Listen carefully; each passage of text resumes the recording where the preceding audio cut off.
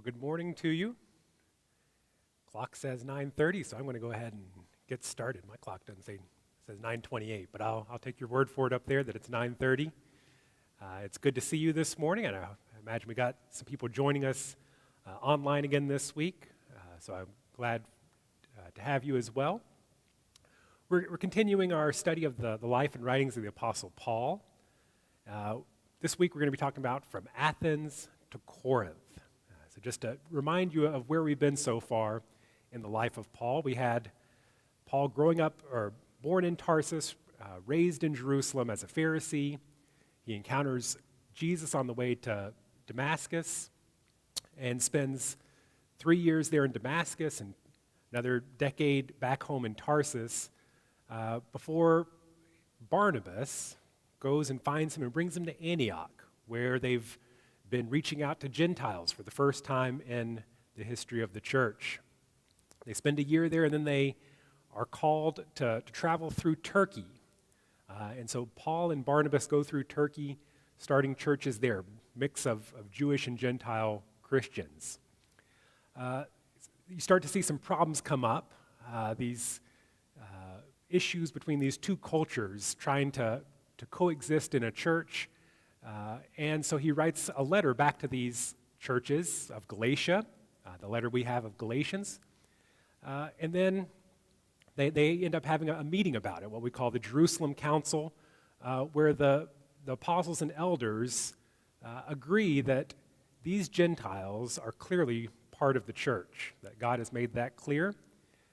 And shortly after that, I think, we have a second journey. This time not Paul and Barnabas going to Turkey, but this is Paul and Silas going to Greece. And so that's kind of where we're in the middle of this week. We started it last week. We talked about the city of Philippi and what happened to Paul and Silas in Philippi. Luke has just given us 3 detailed scenes from this journey. Paul and Silas, they actually went all the way across Turkey, and we didn't hear hardly anything about what happened in any of those places. But he focuses on these 3 cities of Greece: Philippi, Athens, and Corinth.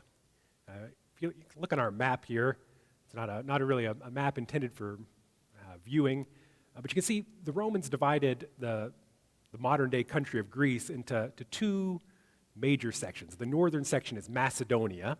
That's where Philippi is. And then the southern region is Achaia. So that's where Corinth and Athens are. Other cities of Macedonia that come into play for the life of Paul are Berea and Thessalonica.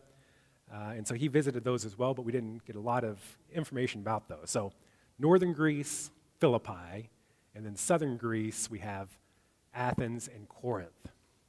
Those are the 3 places that Luke talks about on this journey. Today, we're really just going to focus on Athens, maybe get a little bit into Corinth, but we'll save that mostly for next week. So you can see from Philippi, Paul and Silas traveled through a few cities. We didn't get a lot of details about those, except that he goes to the synagogue in Thessalonica for 3 Saturdays, eventually gets run out of town, and goes to Berea, goes to the synagogue there as well, but gets run out of town by the people from Thessalonica who have been following him. And so Paul gets escorted by the Christians down to Athens. It appears that Silas and Timothy, his main travel companions, stay in Macedonia, probably in Berea, but Paul finds himself alone in the city of Athens. And that's where we're going to be this week. The question I want you to consider is, does the gospel change for different cultures? I think about this as someone who lives in Asia, a predominantly Buddhist place. Is the gospel different for a Buddhist than it is for an American? Does the message change depending on which culture you're in? Or for us, we would ask, these people are presenting the gospel in a first century Middle Eastern culture. Does the gospel change when it gets presented in a 21st century American culture? does the gospel change for different cultures? That's the question I want us to think about, because we hear in Athens, we have this presentation from the Apostle Paul that sounds a little bit different than how he has presented the gospel before. We're going to be in the book of Acts, chapter 17. Let's just start reading here in verse 16. While Paul was waiting for them, that's Silas and Timothy, in Athens, he was greatly distressed to see that the city was full of idols. So he reasoned in the synagogue with both Jews and God-fearing Greeks, as well as in the marketplace day by day with those who happened to be there. A group of Epicurean and Stoic philosophers began to debate with him. Some of them asked, "What is this babbler trying to say?" Others remarked, "He seems to be advocating foreign gods." They said this because Paul was preaching the good news about Jesus and the resurrection. Now, I think this last comment's interesting because we look at that and say, well, I don't see foreign gods. He's talking about Jesus, and Paul, he's very much a monotheist. He'd never talk about multiple gods. But Luke's explanation is he was talking about Jesus and the resurrection. It doesn't show up in English, but resurrection's a feminine noun in Greek. It looks like perhaps a female name. It's where we get our name Anastasia, is just the Greek word for resurrection. So it looks like could be a goddess's name. So we have Jesus, this God, and his consort, resurrection, Anastasia. For them, that makes sense. They often have these pairs of gods, this man and God and goddess. So that's, I think, what they're thinking of as for gods. He's talking about Jesus and resurrection like they're two gods, but they don't really understand how he's using them. We have here a group of Epicurean and Stoic philosophers. We need to maybe dig into that a little bit, because I'm guessing we don't have a good background in Epicureanism or Stoicism. Let's start with Epicureanism. We talk some about Epicurean as this pleasurable, usually food gets this tag on it, but for focusing on their theology, that's really what we're interested in today. They believe that gods may exist, but they're distant, they're uninvolved with the day-to-day running of the world. That really, the world that we're in moves along by cause and effect. It's a very scientific process. This is a view of life that kind of moved into obscurity for a while, but I would say perhaps in our culture, this is one of our predominant ways for people around us to understand the world. Most people here aren't, or I'm talking about in America in general, they're not hardcore atheists, anti-God. They kind of will talk about God. You hear that if you listen to the radio or any kind of pop culture. There's references to God, but he's not someone you really are involved with day to day. It's if you're in love or if you have some sort of trouble that people will talk about God. That most of our life is a scientific movement of things, just cause and effect. There's not really a lot of supernatural going on. So this one has kind of made a comeback, I think, for the last couple hundred years in the West. This is one of the predominant ways of viewing what the world is Epicureanism. The other side of that is Stoicism. And once again, focusing on their theology, the Stoics are pantheists. They believe that everything in the world has some divinity in it. So I've got a little bit of God in me, and you've got God in you, and there's God in this room. God is everywhere. So that's what we mean by pantheists. Everything has God or divinity in it. And the way they talked about this divinity is they talked about it as reason. This is what gives all of nature and everything this structured order, is because it has this divine order, this divine reason to it. And so you can see that in, perhaps in mathematics and things like that. There's this order, there's this reason to it, and that's what they talk about as God. Now, the word they use for reason there is the Greek word logos. And if you have been around the New Testament enough, you know this is also the word that shows up in, for example, John 1, that the Word became flesh. This is the word for word. It's the same word we use for reason. It's made people wonder. It was maybe these New Testament writers are a little bit of Stoics. I don't think that's the case. I think they are maybe playing off of the culture around them. They're using the language of the world around them to talk about Jesus. And so they're referencing Jesus and maybe in these, against these Stoic ideas. I don't think they're Stoics, but we do see some similarities there. I don't think Stoicism is completely off base. There's sometimes these hints of truth in these ideas that may get some big things wrong. Stoicism, too, is also kind of making a comeback. I don't know if it's making a comeback in Fort Smith, Arkansas or not, but there's quite a bit of pop Stoicism showing up these days. You see author Ryan Holiday sells millions of books, writes a new book every year, really promoting a modern-day Stoicism. And here they're not really interested about the Stoic theology, more about the Stoic ethic and character. For example, they would say your attitude is not determined by your circumstances, that you can choose contentment even in difficult circumstances.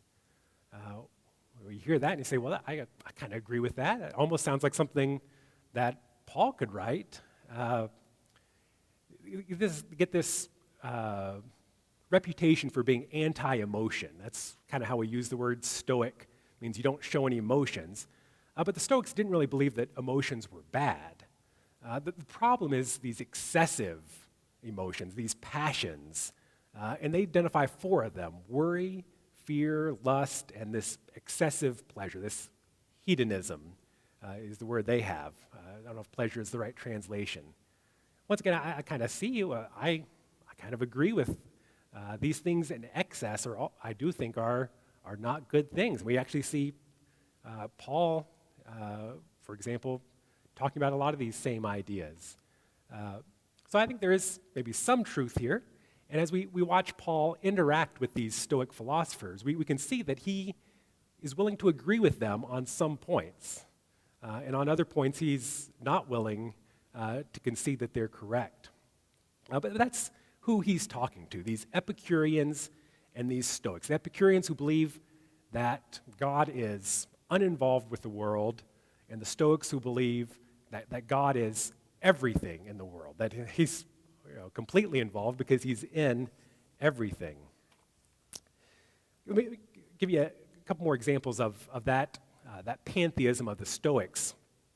We have this Greek poet named Aratus. He has this writing called The Phenomena. It's a poem about the constellations and the stars.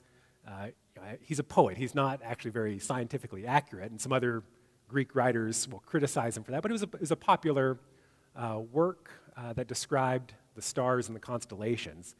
And he introduces it with this sort of dedication to the god Zeus. And it's a very Stoic-sounding introduction. Here's what he writes. He said, let us begin with Zeus, whom we mortals never leave unspoken. For every street, every marketplace is full of God. Even the sea and the harbor are full of this deity. Everywhere, everyone is indebted to God, for we are indeed his offspring. So for Aratus, God is in everything. He's in the market, he's in the streets, he's all around us. Even we are the offspring, the children of God. Or we can look at this guy, Epimenides. He's a Cretan. We don't know what this work is from, but he starts like this. They fashioned a tomb for you, holy and high one. He's talking about Zeus. He's saying, people are saying that Zeus is dead. There is no God. Cretans, always liars, evil beasts, idle bellies. So we know Cretans are not the most religious people. They're a little bit wild. And he can say this about them because he is a Cretan himself. These Cretans who say that God is dead, but they're liars, is what Epimenides says. You are not dead. You live and abide forever. For in you we live and move and have our being. So you can see the tension here between the Epicureans who say, well, God is not really a thing, and the Stoics who say, no, God is alive. He is everywhere, giving life and animation to everything around us. That's the contrast that we're seeing between these two philosophies of the day. Let's keep reading from Acts chapter 17. Now we're in verse 19. They took Paul and brought him to a meeting of the Areopagus, where they said to him, may we know what this new teaching is that you're presenting? You're bringing some strange ideas to our ears, and we'd like to know what they mean. All the Athenians and the foreigners who lived there spent their time doing nothing but talking about and listening to the latest ideas. That's Luke's little side jab at the Athenians here. What is this Areopagus? It's a name, if you translate it, it would just translate as Mars Hill. And if you actually go to Athens, you can actually go to the hill, that's Mars Hill, outside of town. So there's this group that originally met on that hill, but it appears by Paul's day that they had moved from out in the mountainside. They're now in the city. But what's interesting about this is you look at other evidence outside the Bible, and it seems like this is more of a judicial court than some sort of scholarly debate club. When Luke presents this in Acts, it just sounds like these guys are here to, they're talking about ideas and they want to hear about Paul's ideas. But it sounds it's more like a city council that has some authority for legislating what's going on in Athens. There's at least a possibility that Paul is in a little bit more trouble than Luke lets on here. This is a judicial meeting. They're trying to judge, is it lawful for him to present these ideas of strange gods among us? That sounds perhaps like it's un-Athenian. And there could be penalties for introducing foreign gods. Just like today in many places, there are penalties for trying to bring in ideas of other religions. Well, if that's the case, Luke sure doesn't seem to present it that way. I don't know how I feel about him saying that he is misleading us. So it could still be, maybe there is this group that's still meeting on the hill, and it is kind of the retired philosopher hangout, and the judicial body is still in the city. I'm not sure, but there's at least two possibilities here for what's going on. Is Paul in serious trouble? Is he facing some sort of punishment for his speech? And this is his defense is really like his trial? Or is this just talking about ideas? I'm not sure which one we want to go with. Continuing in Acts, Paul stood up in the meeting of the Areopagus and said, people of Athens, I see that in every way you're very religious. For as I walked around and looked carefully at your objects of worship, I have found an altar with this inscription, to an unknown God. So, you are ignorant of the very thing you worship, and this is what I'm going to proclaim to you. So Paul has seen all these altars and idols, and this one that says, to the unknown God. He's going to use that as his introduction to talk about the God that he knows, to say this is a God here that you've been worshiping, but I'm going to explain who this is. At this point, we can kind of back up a little bit. There's a story that goes along with this. We get this recorded by the writer Diogenes Laertius. He writes the lives of the philosophers. This seems to be a legendary account, but here's how he tells the story of how these altars came to be. He says, once the city of Athens was engulfed in a pandemic. It's usually translated plague, but I think we all recognize this is a pandemic. We've lived through a pandemic, so we can identify this. So a disease that has threatened the entire people. A Pythian priestess told the people they could purify their city with the help of the prophet Epimenides. The same Epimenides we just ran into a little bit ago, who said that he's the one that, the God is not dead, he's alive. So the Athenians sent a ship to Crete to ask for the help of Epimenides. And he came in the 46th Olympiad, and he stopped the pandemic like this. Now, we all want to know how to stop a pandemic. Are you ready for the answer to how do you stop a pandemic? Well, here's what Epimenides said. He took some sheep, some black and some white, and he brought them to the Areopagus and released them to go where they pleased. And wherever sheep lay down, he told someone to mark that spot and offer a sacrifice there to whatever deity was worshipped there. And so they say, the plague was stopped. So here's Epimenides' grand idea, is he says we just need to figure out which god we have offended and make a sacrifice to that god, and that god will lift the plague, the pandemic from us. But since we can't figure out which one, we're just going to offer a sacrifice to all the gods. And just in case we don't even know all the gods, we're going to use sheep. And the sheep know these gods apparently, and they're going to go lay down in spots, and we're going to just sacrifice them. Even if there's not a god or a temple of Zeus or Diana here, we're just going to sacrifice that sheep right at that spot to whatever god that is. Sounds like a great idea, doesn't it? I don't know, why haven't we tried this? Has anybody thought to get out the sheep? We've been living in this for 2 years, and no one has thought of this idea, right? And here it is, 2,600 years ago. We knew about this. Anyway, that's why, even to this day, altars may be found in different areas around Athens with no name inscribed on them. They are memorials of this atonement. So that's the story of how all these altars showed up on the Areopagus. It was stopping the pandemic, stopping the plague. And since they didn't know who to offer to, they just offered to everybody, including the unknown gods. Well, Paul's going to jump on this. I think he's missing a chance to talk about these lambs who were offered for atonement, but that's just me. Paul explains it like this. This is the unknown God that you've been worshiping. The God who made the world and everything in it is the Lord of heaven and earth and doesn't live in temples built by human hands.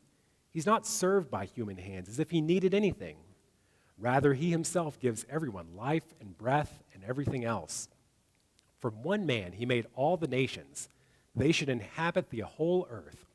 And he marked out their appointed times in history and the boundaries of their lands. God did this so they would seek him and perhaps reach out for him and find him, though he isn't far from any one of us. For in him we live and move and have our being. As some of your own poets have said, we are his offspring.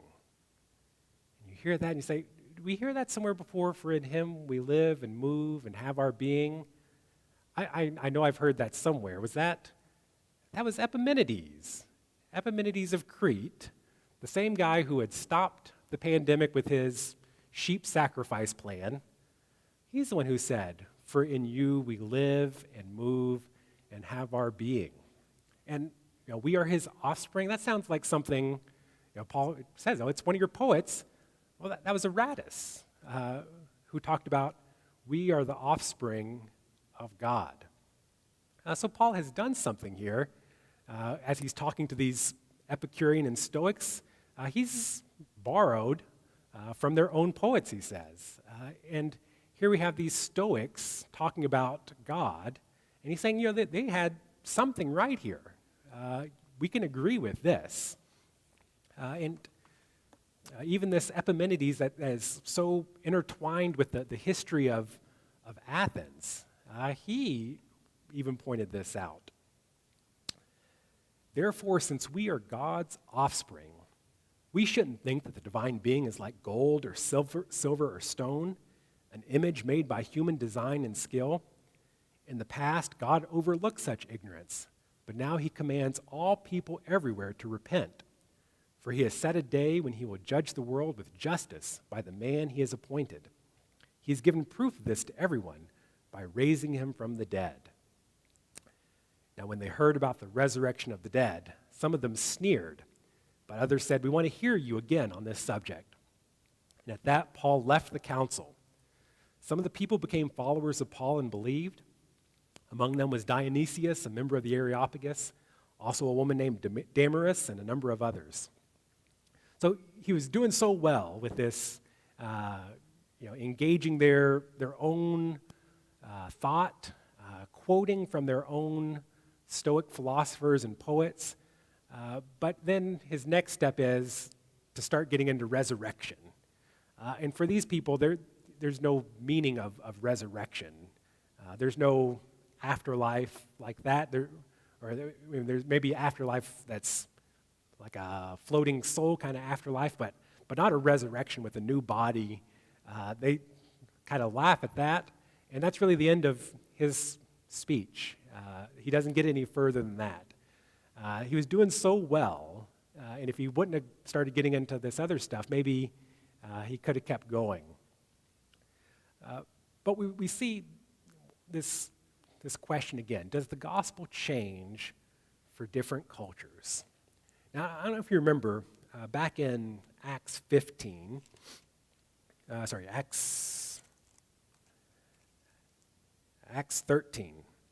where Paul was in the city of Pisidian Antioch. And there Luke gave us an account of Paul's synagogue speech. We can look at these side by side and see what's the same and what's different. If I were to try to summarize these. In Pisidian Antioch, this is Acts 13, Paul begins with God and Israel, which makes sense. These are Jews who know the Bible. They're in a synagogue where they've just been reading from the Old Testament. And his speech here begins, God chose Israel, and it was through his help, his aid, that he delivered them from Egypt, that he brought them into the land of Canaan and defeated the nations there.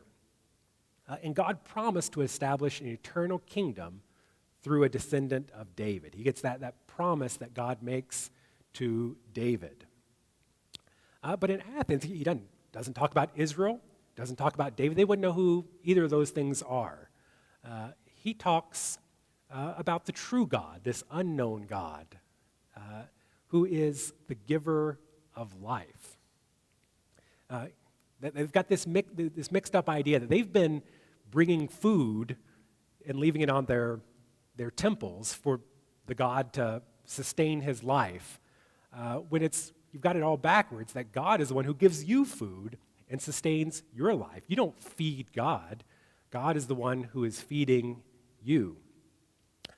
God has revealed himself in the created order, hoping that people would look for him.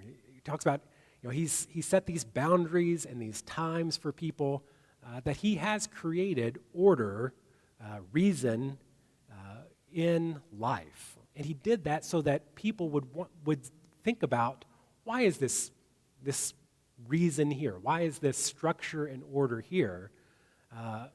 And they would think about and look for God. So a very different sounding message for this audience in Athens than how he talks to the Jews in Pisidian Antioch. But then notice, as he keeps going, things start to look a little different. In Pisidian Antioch, he talks about Jesus is the fulfillment of God's promise. Well, he doesn't name him in Athens, but he says God has chosen this man who will judge the world. It sounds a little bit similar between the two. In Antioch, he talks about the need for repentance so that people can be forgiven and made right with God.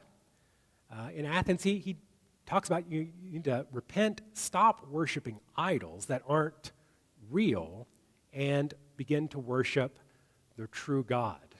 We see this same idea crop up.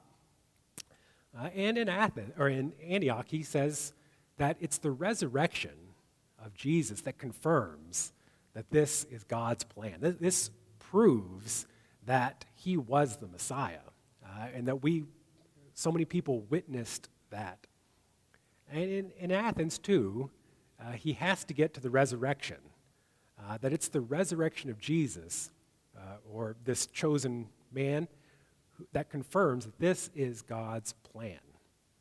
So does the gospel change in different cultures? Well, we did see some things can change. We can start from a different place and start with where people are, but eventually you're going to start getting to some key points that are going to be the same no matter what.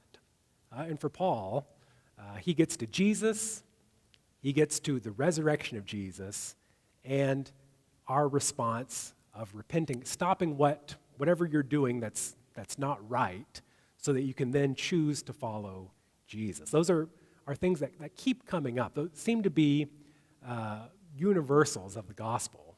So the flavoring around the gospel may change, but the central gospel message isn't going to change.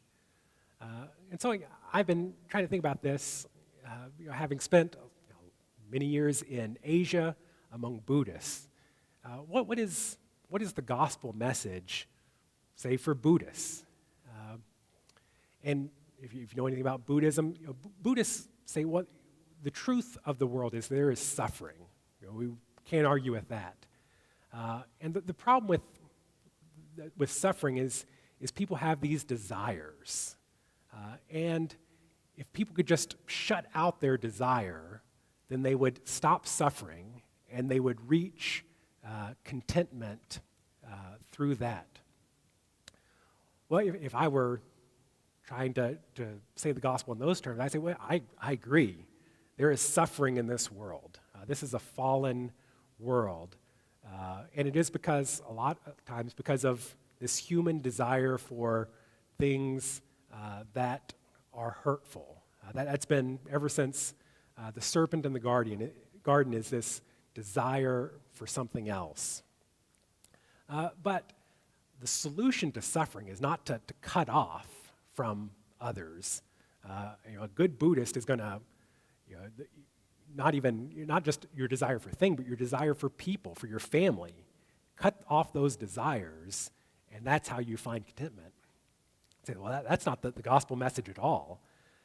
In the gospel, we see that God sees this suffering, and he chooses to come into the suffering, and he's going to bear that suffering on himself.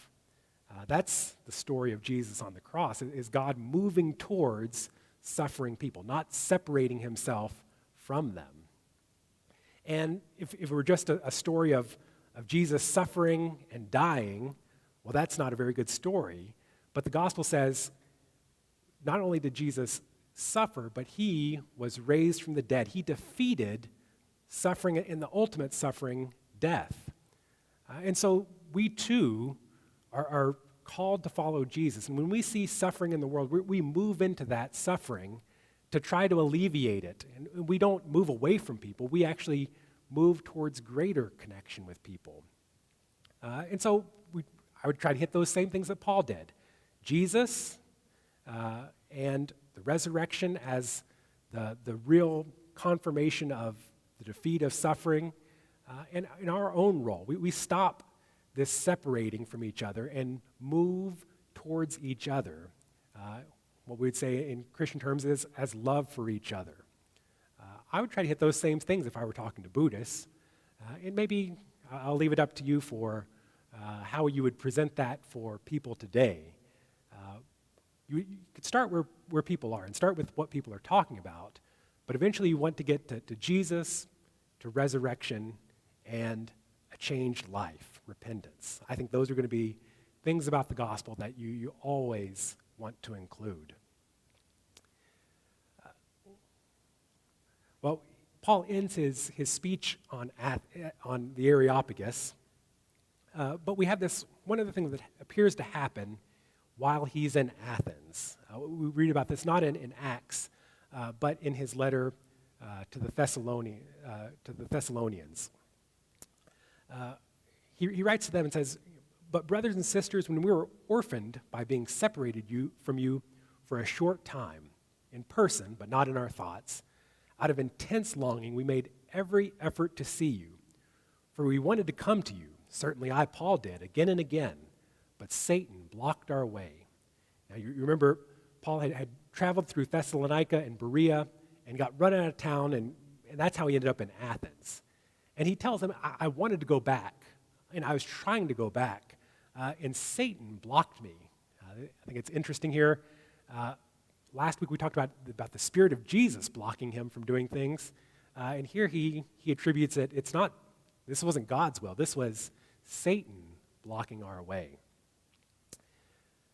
So when we could stand it no longer, we thought it best to be left by ourselves in Athens. We sent Timothy, who's our brother and co-worker in God's service in spreading the gospel of Christ, to strengthen and encourage you in your faith, so that no one would be unsettled by these trials. So we got a little work here to make sure we line up Acts and Paul's own account. So Acts said Paul goes to Athens by himself, and Silas and Timothy remain behind in Berea. It appears then that Silas and Timothy have rejoined him in Athens. He's so worried, though, about these churches that he only got to be with a couple weeks that just started, and he knows the suffering that ran him out of town is going to affect them as well. And so he's concerned about them. He sends Timothy back up to Thessalonica to check in on these churches. And then for Silas, it's not clear what happens. Maybe he sends Silas back up to Berea, because then Luke tells us Paul goes to Corinth by himself, and there Silas and Timothy rejoin him in Corinth from Macedonia. But from Paul's own account, it sounds like Silas and Timothy had managed to come to Athens and perhaps then gone back north to Thessalonica and Berea. We also read about this couple, Aquila and Priscilla, who have left Rome, and they're going to join Paul in Corinth. So we'll save that for next week, where one question we have is this stone? Here, I think this inscription is perhaps the most important archaeological discovery for understanding the New Testament. There's lots of important archaeological discoveries that confirm things we know about the New Testament, that confirm the reliability of what the New Testament says.